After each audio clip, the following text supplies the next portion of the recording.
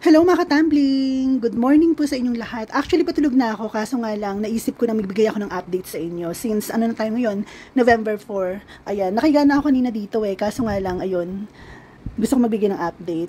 Dito kasi ako natutulog.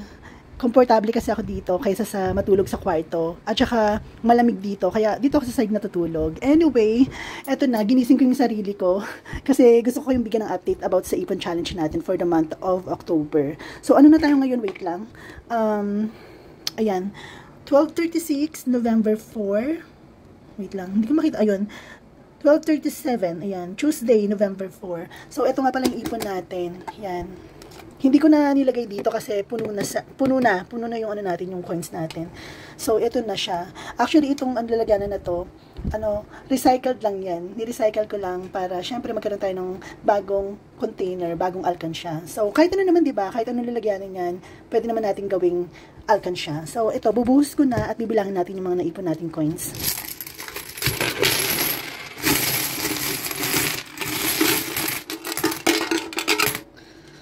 Ang ingay. So, ayan, ito yung mga naipon natin coins.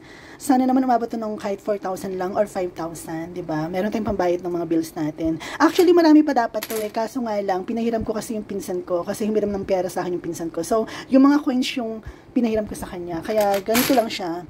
Tapos, ayan, bibilangin na natin, and hindi ko na ipapakita sa inyo kung paano ko siya binibilang kasi, alam niyo naman, time consuming, masyadong matrabaho, tapos, aabutin tayo ng ilang oras para mabilang. So, ikakat ko muna, and then, pagbalik ko, ayun na, nakabilang na. After 5 years ng pagbibilang. So, ito na guys, yung naipon natin for the month of October. Akala ko hindi aabot ng 5,000 pesos. Kasi nga, di ba yung ibang mga coins na pahiram natin dun sa pinsan ko. So, ito, ayan, yung isang ganito, yung isang hilera na to, 1,000 pesos yan. Kasi, yung isang ganito, 200 pesos yan. Yan. Yan, 200 pesos. Yung isang ganito.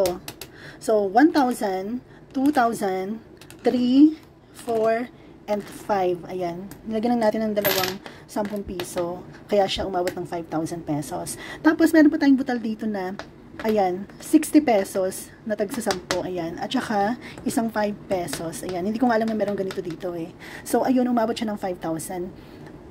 5,060 pesos or 65 pesos. Diba?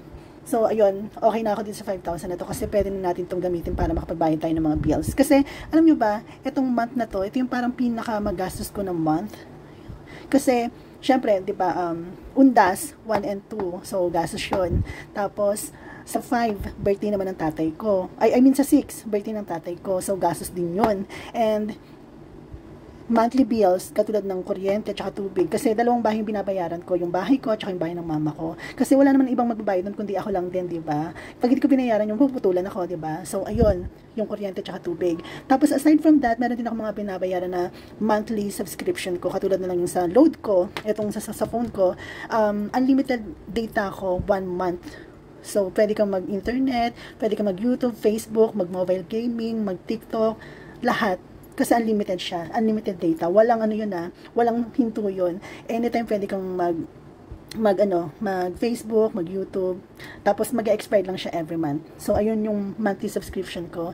And, meron pa akong ibang monthly subscription tulad ng yung sa Gcash ko and yung sa Maya ko. Kasi meron akong iniipon din doon Meron ako doon sa GSave at saka sa sa Maya ko. So, ibang yun, ibang ipon yun.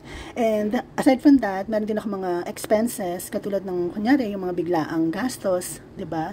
Tapos, meron din akong groceries, meron din akong paluwagan, diba? Yung grocery sa bahay, grocery sa tindahan, tapos yung paluwagan. Yung paluwagan nga pala, every Tuesday, naguhulog ako ng 1,000 pesos tuwing Tuesday, yun. So, ngayon, Tuesday tayo ngayon, November 4, yan. Maghuhulog ako mamaya yan. So, ayan yung mga ginagastos ko every month. Or, I mean, monthly and every week. Yun. Tapos, eto nga palang 5 pesos na to.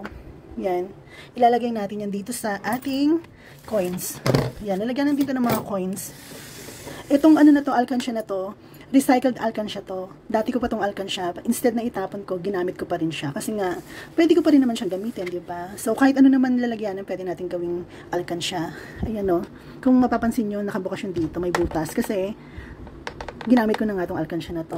Itong mga coins nga pala na nasa loob, ito yung mga coins na nasa bulsa ko, nasa barya ko, yung mga sukli sa akin, sukli sa pamasahe, sukli sa grocery, lahat po yun, lalagay ko dito, iniipon ko din, yan. Hindi ko alam kung ano to, basta mabigat na kasi, nasa ano na yata, nakakalahati ko na yata to, pero mabigat na siya, hindi ko na nga siya mabuhat to.